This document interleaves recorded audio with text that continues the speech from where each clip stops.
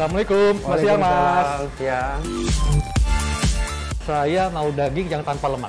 Daging yang tanpa lemak. Ya, ini daging sapi. Iya. Ya, ada beberapa kayak jenis potongan. Ada juga yang ini untuk rendang. Iya. Ya, ini untuk dibuat empal. Dan juga yang satu lagi untuk masak rawon.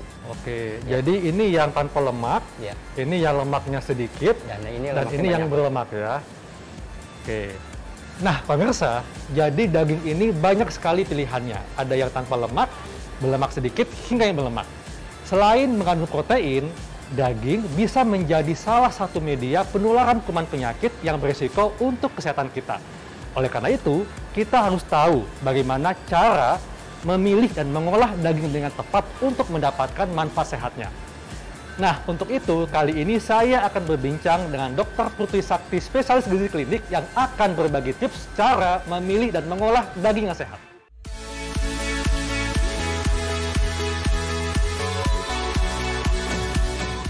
Selamat siang, Dok. Siang, Dokter Haikal. Wah, dokter udah siap nih dengan berbagai jenis daging. Iya, Dok. Dok, nih, saya pengen tahu, Dok, ya. Tentunya masyarakat juga pengen tahu nih. Kenapa kita tetap harus memasukkan daging dalam menu makan kita? Daging, terutama daging merah ya, Dok. Kita itu perlu banget nggak cuman untuk kebutuhan protein aja. Sebenarnya kalau kita lihat, warna merah di sini itu menunjukkan kaya dengan zat besi. Selain itu juga ada B12. Nah, biasanya B12 ini, Dok, sumber utamanya memang dari daging-dagingan atau produk hewani. Dan dia penyerapannya akan lebih bagus itu kalau dari produk hewani dibandingkan yang nabati. Makanya kalau untuk Kemenkes kan mereka menyarankan kita konsumsinya itu porsi gizi seimbang.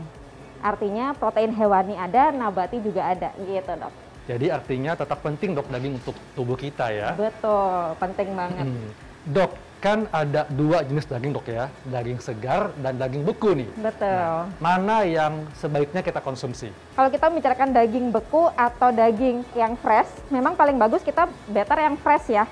Baik yang fresh, tapi balik lagi, Dok, kita harus memperhatikan daging itu kita tahu dulu nih, apakah kualitasnya bagus atau tidak. Nah, bagaimana kita tahu?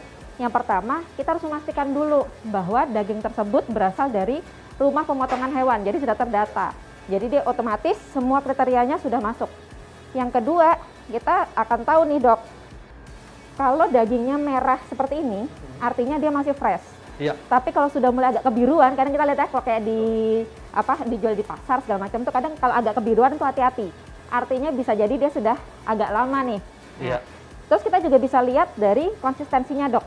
Kalau kita tekan, nih, ya. Kenyal ya? Kenyal dan dia akan langsung kembali lagi. Itu segar berarti? Segar. Kalau biasanya kalau dia nggak segar dia nggak gampang balik konsistensinya atau berlendir. Iya. Alot gitu, Dok, ya? Betul. Dan kita juga bisa dari aromanya, Dok. Aromanya betul-betul kalau fresh itu bau daging sapi. Tapi kalau udah nggak fresh biasanya dia anyir atau amis. Jadi akan bisa jadi patokan kita menentukan itu dagingnya segar atau tidak, Dok. Gitu. Dok, sebetulnya apakah ada nih perbedaan perlakuan antara daging yang segar dengan yang beku? Misalnya, apakah ada perbedaan mulai dari pemotongan, penyimpanan, hingga pengolahannya? Kalau untuk penyimpanannya, Dok, biasanya kalau daging beku ini pastinya dia harus tidak boleh dicuci. Itu kuncinya ya. Jadi begitu dipotong, yang terbaik itu dia segera disimpan di tempat yang kedap udara. Yang pertama, tujuannya agar tidak terkontaminasi bakteri ya. Kemudian yang kedua, kita segera masukkan ke alat pendingin, misalkan freezer ya. Dan itu akan menentukan, Dok, berapa lamanya tergantung dari suhu kulkas kita. Nah, suhunya tuh yang paling disarankan kalau yang bagus tuh di bawah minus 12 derajat Celcius. Nah, tapi kalau misalkan suhu freezer kita bagus ya, kan ada ya tuh kulkas yang memang khusus untuk daging-dagingan, dia kalau di bawah minus 20 derajat Celcius kita bisa sampai 6 bulan dan itu tetap terjaga kandungannya dengan sangat baik gitu. Dan ketika kita simpan di freezer itu penyimpanannya diplastikin atau ditaruh di dalam box yang kedap udara? Jadi dia yang paling bagus tuh yang kedap udara yang penting, Dok. Jadi plastik pun oke, asal kita harus melihat yang itu ya BPA free. Jadi kita harus memastikan dulu. Yang kedua, tidak ada udara yang akan mengontaminasi. Tentunya itu akan lebih bagus lagi. Dok, kan saat ini banyak nih untuk daging impor, bagaimana cara kita tahu bahwa daging yang kita beli itu sudah memenuhi kriteria aman, sehat, utuh, dan halal? Nah, tentunya balik lagi tadi, Dok. kita harus pintar-pintar mengecek tempat kita beli daging tersebut apakah sudah mengikuti rekomendasi dari rumah pemotongan hewan. Kalau memang sudah mengikuti rekomendasi RPH tadi, otomatis dia sudah mengikuti kriteria-kriteria yang ada. Dan kita bisa yakin bahwa aman untuk kita gunakan. Kita sempat mendengar nih tentang daging gelombongan ya? Iya, betul. Jadi itu daging yang dicampur.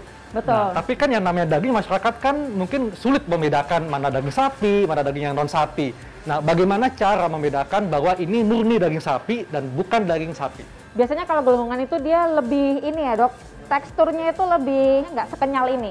Karena terlalu banyak cairan. Berair ya? Ya, lebih berair. Nah itu tentunya akan bisa membantu kita untuk menentukan, oh berarti dia bisa jadi gelonggongan. Dan biasanya dia ciri khasnya banyak digantung. Tujuannya dia digantung itu salah satunya itu mengeluarkan cairan biasanya. Kalau yang dicampur dok dengan daging lain yang bukan daging sapi gitu, gimana cara kita membedakannya? Untuk membedakannya tentunya kalau secara langsung biasanya dia tidak merah segar gini dok. Kalau campuran itu bisa kita lihat dok, kalau dokter beli daging giling nih, gampangannya ya. Yang premium sama yang nggak premium harganya beda. Betul. Tapi kita lihat lagi yang beda lain adalah warnanya. Kalau yang premium dia akan merah segar. Tapi kalau dia ada campuran biasanya warnanya agak pink. Nah itu perlu waspada. Antara dicampur lemak atau daging lain yang kita nggak tahu ya. Dok, kalau misalnya tadi kan dokter bilang daging sapi kan aromanya segar ya, aroma sapi. Aroma sapi. Nah, apakah ada perbedaan aroma daging sapi dengan non sapi, dok? Kalau itu sebenarnya nggak begitu beda jauh, kecuali kambing. Kalau kambing memang baunya tajam ya, dia ada aroma khusus. Tapi kalau misalkan daging babi yang saya tahu tuh biasanya lebih anyir, karena lemaknya emang lebih banyak. Itu aja. Kalau sapi itu dia nggak begitu anyir baunya. Dok, daging kan pangan yang biasa dikonsumsi oleh masyarakat, sehingga banyak nih fakta mitos yang beredar. Yang pertama dok, fakta atau mitos katanya merebus daging sebelum disimpan akan lebih baik dibandingkan tidak direbus. Fakta atau mitos dok? Oke, itu adalah mitos ya, karena sebetulnya yang paling bagus kita harus menyimpannya dalam kondisi segar seperti ini. Dalam kondisi segar langsung dibekukan tadi dok, jadi nggak perlu dicuci, nggak perlu diolah. Kenapa? Karena kalau direbus dulu ada beberapa kandungan nutrisi yang akan berkurang, vitamin B dan juga vitamin C. Nah itu yang harus kita perhatikan. Tapi kalau kita begitu kondisi segar seperti ini langsung kita bekukan dengan beberapa yang tadi diperhatikan saya jelaskan ya dok, itu akan lebih menjaga kandungan nutrisinya dengan lebih optimal. Yang kedua dok, ini fakta atau mitos, katanya nih kalau kita mencuci daging sebelum diolah akan menghilangkan kandungan nutrisinya. Fakta atau mitos? Itu adalah mitos ya dok ya. Kalau kita mencuci itu yang lebih kita khawatirkan adalah kita akan bisa mengkontaminasi daging tersebut dengan bakteri-bakteri di sekitar, biasanya di tempat cuciannya itu dok. Jadi memang yang paling bagus tadi ya dok ya, begitu kita membeli sesuatu, daging itu fresh, kita segera masukkan ke plastik yang vakum udaranya, kemudian kita bekukan tadi dok. Jadi nggak perlu dicuci memang ya, yang terbaik. Nah dok, ini juga ada lagi nih yang suka ditanyakan masyarakat dok ya. Kalau misalnya mengkonsumsi daging mentah itu lebih baik dibandingkan daging matang. Karena mungkin nutrisinya lebih utuh. Ini fakta atau mitos dok? Tentunya itu mitos ya dok ya. Bahaya banget kalau kita sampai mengkonsumsi daging-daging yang masih mentah. Karena balik lagi tadi ya, di situ akan banyak bakteri-bakteri yang tentunya bisa mengkontaminasi. Bakteri contohnya bisa E. coli, nah, kita bisa diare, bisa sakit perut. Atau bisa juga parasit seperti toksoplasma. Nah, apalagi kalau untuk perempuan, toksoplasma kan bahaya ya, apalagi yang mau ada program hamil. Nah, itu tentunya harus kita hindari. Jadi sebisa mungkin tentunya adalah olah sematang mungkin. Gitu. Tapi dok, bagaimana dengan daging ikan nih? Mungkin bagi penggemar sushi kan suka mengkonsumsi salmon yang matang. Apakah ini tetap ada kandungan bakteri jahatnya atau gimana dok? Tentu saja, daging bentuk apapun dok, mau ikan, ayam, ataupun sapi, itu sebenarnya tetap kalau mentah itu akan tetap ada kontaminasi dari bakteri. Salah satunya kalau di sushi atau sashimi ya, kita menyebutnya itu adalah salmonella yang kita khawatirkan. Nah itu yang perlu kita khawatirkan juga, apalagi biasanya kalau ikan-ikan yang masuk ke Indonesia, dia itu kan sudah ini ya, mengalami impor, jadi sudah sekian lama. Nah itu yang kita nggak tahu nih terpapar atau tidak oleh bakteri-bakteri tadi. Oke, jadi memang lebih baik diolah dulu dok ya? Terbaik adalah diolah. Dok, ini juga kalau kita lihat di pasar dok, Iya. kan daging itu digantung ya. Nah katanya kalau digantung itu daging akan lebih awet dok, fakta atau mitos? Sekali lagi itu adalah mitos ya. Jadi daging-daging yang digantung di pasar itu biasanya selain untuk membantu mengeluarkan cairan ya dok dari dagingnya, itu yang kedua adalah ketika penyembelihan itu biasanya ototnya itu mengalami lebih kaku dok. Jadi dengan tujuan dia digantung, itu ada efek dari daya gravitasi bumi sehingga dia lebih lentur. Makanya terutama biasanya para penjual daging kambing biasanya itu pasti akan digantung-gantung tuh. Tujuannya tadi untuk biar ototnya lebih lentur sehingga dikonsumsi lebih enak gitu. Jadi memang tujuannya adalah bukan untuk mengawetkan, Dok, ya? Bukan. Apalagi ingat tadi, semakin lama ada di suhu udara, biasanya nggak boleh lebih dari 2 jam, Dok, dia akan lebih mudah terpapar oleh bakteri-bakteri. Kan daging merah ini ada daging sapi, ada daging kambing. Nah, beredar mitos atau fakta, katanya daging sapi itu kandungan lemaknya lebih tinggi dibandingkan daging kambing. Fakta atau mitos? Itu adalah fakta ya, karena memang daging sapi itu dia kalorinya lebih tinggi. Kedua, lemaknya juga lebih tinggi, Dok. Jadi biasanya yang beredar di masyarakat adalah kambing itu bisa memicu kolesterol dan penyakit-penyakit jantung dan lain-lain ya, Dok. Padahal sebenarnya kambing itu tidak begitu signifikan seperti itu, Dok. Lebih ke pengolahannya lah yang akan membuat berbagai efek penyakit tadi. Sedangkan kalau daging merah, dia per 100 gramnya itu lemaknya bisa sampai 5 gram estimasinya. Sedangkan kalau untuk yang daging kambing itu bisa hanya 3 gram. Jadi sebenarnya lebih sedikit. Tetapi memang kita harus perhatikan lagi ya, Dok, daerah-daerah tertentu. Caranya bagaimana? Kita lihat di daging tersebut, semakin banyak marbling putih-putihnya, itu artinya lemaknya makin banyak. Ya, jadi kita bijak, bukan berarti nggak boleh daging sapi, tetapi daging sapi pilih yang paling banyak merahnya, daerah putih-putihnya dikurangi ya. Nih masyarakat ingin sekali, Dok, sebagai penutup, Dok, ya. Iya. Tips nih kepada masyarakat supaya bisa mendapatkan manfaat sehat dari daging, mulai dari pemilihan, penyimpanan, hingga pengolahannya, Dok. Pastinya tadi ya, pilih tempat untuk membeli yang terpercaya. Terutama kita sudah tahu nih apakah daging-dagingnya tersebut sudah melalui rumah pemotongan hewan.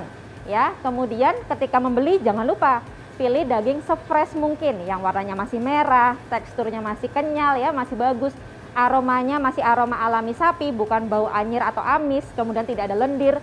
Dan perhatikan kalau banyak lalat yang menghindapi, itu juga bisa salah satu kunci bahwa dia itu tidak baik untuk kita konsumsi. Nah, selain itu pengolahannya juga perlu diperhatikan, Dok. Tentunya pengolahan yang terbaik itu adalah direbus, dikukus, atau juga bisa dipanggang. Ya, nah tetapi kalau dipanggang hati-hati, jangan terlalu banyak daerah coklatnya, Dok, karena itu bisa memicu zat-zat karsinogenik atau yang memicu kanker.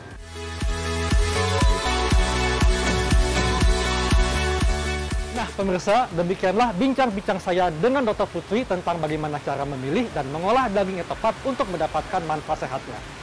Dan jangan percaya mitos dan dapatkan informasi kesehatan yang tepat hanya di Hidup Sehat. Saya Dr. Eka Ansyari untuk Hidup Sehat Plus.